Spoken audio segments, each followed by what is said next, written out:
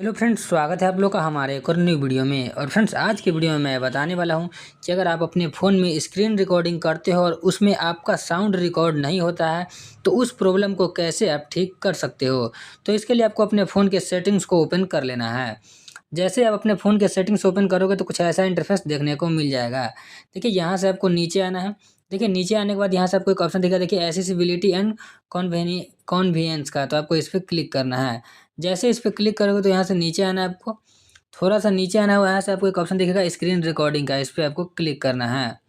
जैसे ही क्लिक करोगे तो देखिए फ्रेंड्स, यहाँ से ऊपर में आपको 2 ऑप्शन देखने को मिलेगा, एक है रिकॉर्ड सिस्टम साउंड और एक है रिकॉर्ड माइक्रोफ़ोन साउंड। तो देखिए फ्रेंड्स, अगर आप रिकॉर्ड सिस्टम साउंड को ऑन कर दोगे, तो क्या होगा कि जो आपके फ़ोन में जो आप टिप टैप करते हो और वो साउंड आता है, वो सारा साउंड रिकॉर्ड हो जाएगा।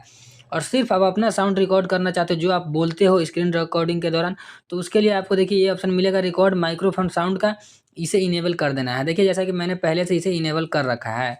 ये आप में के फ़ोन में ऑफ होगा, इसीलिए आपका साउंड रिकॉर्ड नहीं हो रहा होगा।